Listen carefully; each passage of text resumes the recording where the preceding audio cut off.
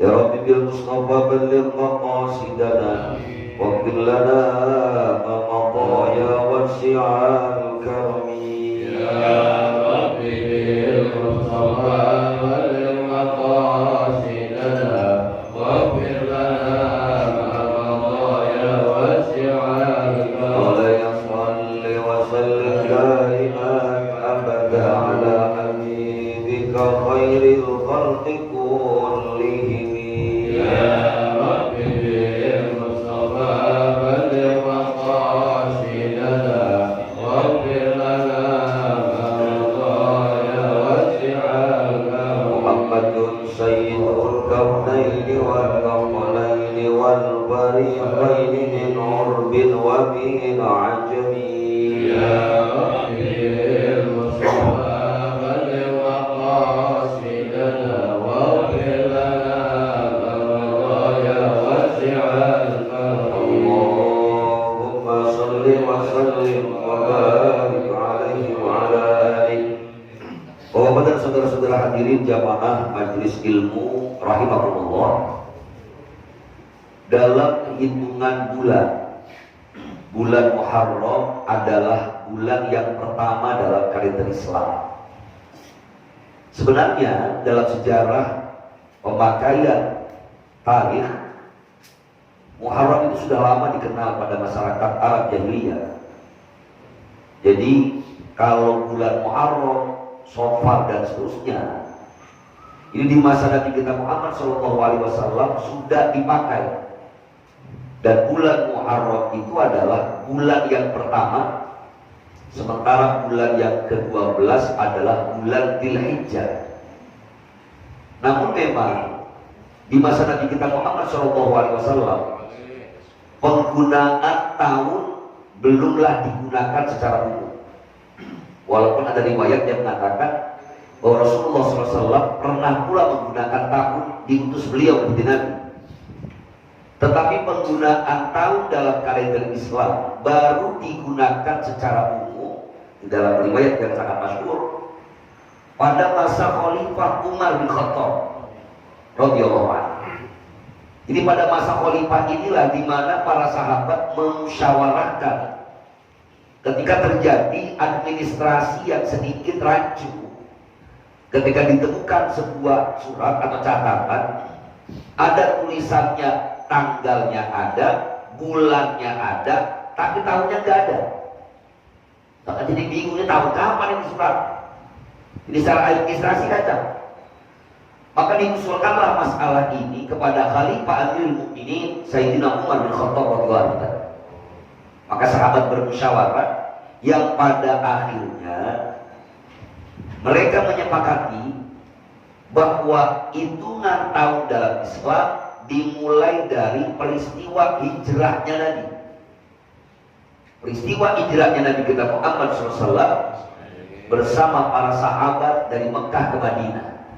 Itu artinya mundur kurang lebih 17 tahun. Jadi tadinya nggak ada penggunaan tahun. Di masa Khalifah Umar bin Khattab radhiyallahu anhu baru dipakai. Makanya tahun baru kita disebut dengan tahun baru Hijriyah. Walaupun kita kadang-kadang menyebutnya tahun baru Islam, padahal yang ngomong kita sendiri, Pak. Kita termasuk orang yang tidak begitu sepakat kalau kita seorang Muslim mengucapkannya selamat tahun baru Islam. Ya kesannya kita bukan orang Islam itu. Buktinya kalau lagi tahun baru 2022 Maret kita nggak ngomong selamat tahun baru Masehi atau selamat tahun baru Kristen, enggak. Kita cuma ngomong selamat tahun baru 2022. Tapi tidak tahun baru kita ngomong selamat tahun baru Islam. Misalnya kayak orang lain. Saya sering contohin, saya tulis di beberapa status saya bilang Happy New Year, selamat tahun baru aja. Nanti punya kita. Jadi hitungan kalender, hitungan tahunnya itu baru pada masa Khalifah Umar bin Khattab radhiyallahu anhu. Nah, tetapi penggunaan bulan Muharram, Safar, Rabiul Awal itu di masa Nabi sudah menjadi kebiasaan. Makanya tidak heran kalau bulan-bulan dalam kalender Hijriah itu diisi dengan beberapa keutamaan. Misalnya bulan Muharram ini termasuk sebagaimana disebutkan oleh Allah Ta'ala, disebutkan oleh Nabi kita Muhammad SAW, dia masuk dalam al-ashhuril hurum, bulan-bulan yang dimuliakan. Ada di Al-Quran surat At-Taubah. A'udzubillahi minasyaitonir rajim. Inna iddatash syuhuri 'indallahi 12 syahran fi kitabillah yauma khalaqas samawati wal ardh minha arba'atun hurum. Ada kalimat arba'atun hurum. Sesungguhnya bilangan bulan dalam pandangan Allah, di mana hari Allah menciptakan langit dan bumi, ada 12 bulan. Jadi sejak Al-Quran diturunkan ada 12 bulan ya Pak. Muharram, Safar, Rabiul Awwal, Dzulhijjah dan seterusnya. Udah 12 bulan. Walaupun kadang-kadang kita sendiri gak hafal bulan Islam. Jamaah jahiliyah mah hafal kali ya. Saya kemarin sempat ceramah di daerah Jonggol. Itu padahal mereka orang-orang yang berpendidikan, tapi ketika saya suruh sebutin bulan Muharram, Safar, Rabiul Awwal, banyak yang salah.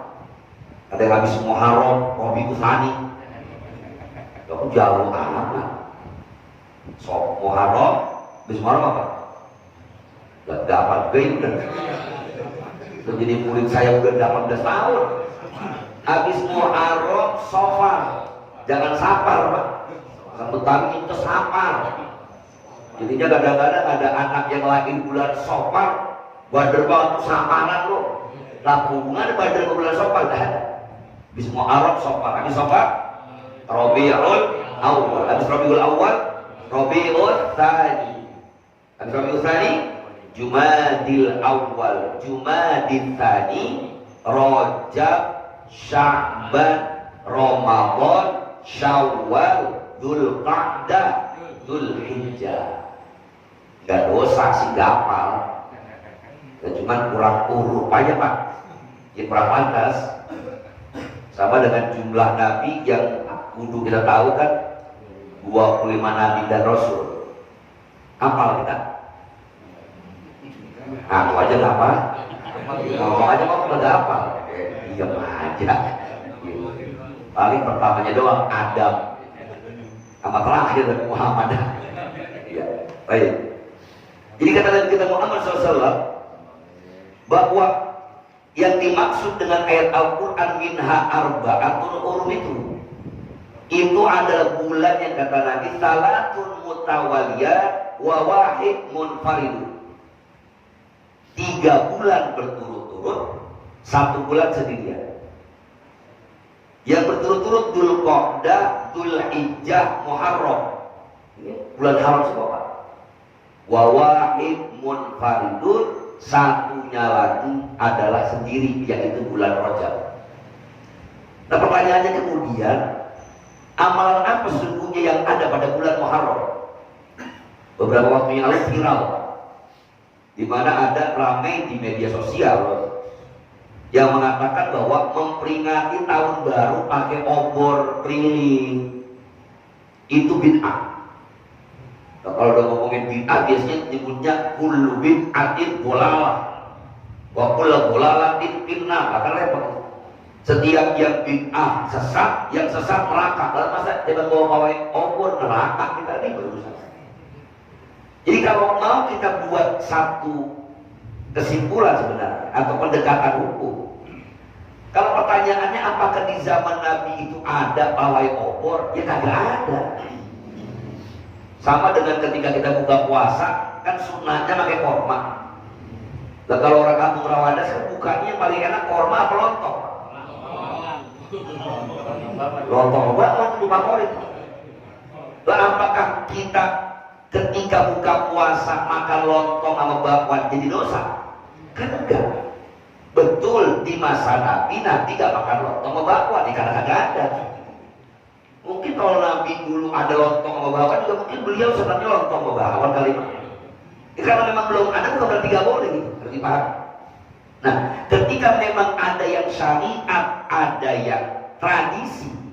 Saya sering menyebutnya ada syariat, ada yang ada. Maka konsep kita adalah selama adat, selama kebiasaan masyarakat itu tidak bertentangan dengan nilai-nilai Al-Quran dan As-Sunnah yang mendasar itu, tidak dosa. Ketika pawai obor bulan Muharram, perintahnya gak ada. Jangan kata langsung haram. Kalaupun perintahnya nggak ada, pertanyaan kedua, larangannya ada apa enggak? Kan nggak ada. Ketika perintahnya nggak ada, larangannya nggak ada, maka dilihat ada nggak sisi maslahatnya. Kalau ternyata ada sisi maslahatnya, boleh. Misalnya biar anak-anak tahu ini tahun baru kita. Biar mereka ngerasain bahwa kalau di tahun Masehi mereka bisa rame-rame mensiarkannya, kalau pakai bahasa mensiarkannya. Kenapa nggak tahun sendiri kita mensiarkan? Kita nggak ada masalah.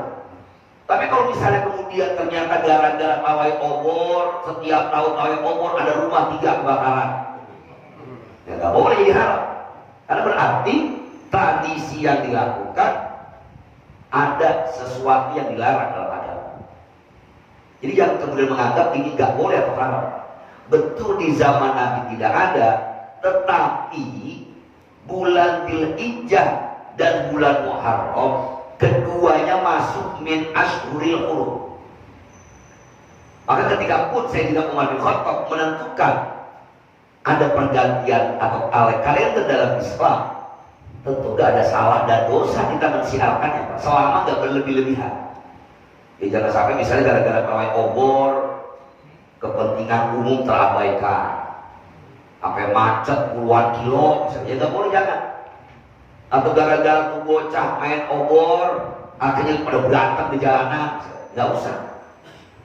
Tapi kendati pun demikian, kita juga nggak boleh ngelupain yang sunnah.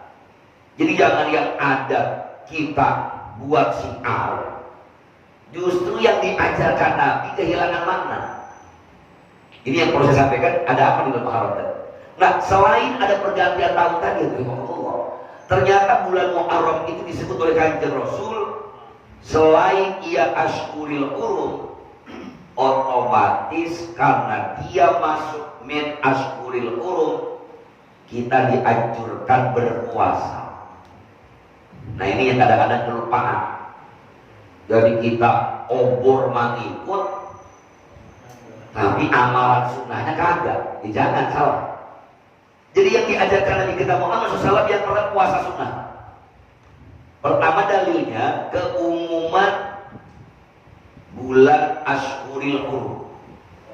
Kita sepakat di semua bulan haram, Dzulqa'dah, Dzulhijjah, Muharram dan Rajab, ini sunnah puasa. Walaupun memang sunnah puasa di bulan Muharram dan bulan-bulan haram yang lain ini tidak dibatasi di hari pertama, hari kedua atau hari keberapa, tidak. Jadi intinya kita di bulan Muharram ini sunnahnya puasa kapanpun. Kalau memang ada puasa yang bersamaan kesunahannya, misalnya Senin Kemis, atau puasa Ayyamul Bid 13, 14, 15, atau puasa Nabi Daud, hari ini puasa besok dan seterusnya, kita kerjain di bulan Muharram, maka ini jelas lebih baik karena kesunahannya double. Kesunahan di bulan haram, kesunahan di bulan Muharram, kesunahan Senin Kamis dan seterusnya. Dari Abu Hurairah radhiyallahu anhu dalam hadis Nabi kita Muhammad SAW bersabda, Su'ila Rasulullah sallallahu alaihi wasallam ayyus sholati afdalu ba'dal maktubati, qala as-sholatu fi jawfil lail. Satu ketika Nabi ditanya, ya Rasulullah, sholat apa yang paling utama setelah sholat yang wajib? Kalau sholat yang wajib udah gak ada pertanyaan afdal lagi, Pak, karena berwajib itu jelas. Maka Nabi kita Muhammad SAW menjawab, as-sholatu fi jawfil lail, yaitu sholat pada tengah malam. Ini amalan yang utama. Ditanya lagi, qila tsumma ayyusiyami afdalu ba'da ramadhana, qala syahrullahi alladzi tad'unahul muharram, rawahu Ahmad wa Muslim wa Abu Dawud, atau kama qala Rasulullah sallallahu alaihi wasallam.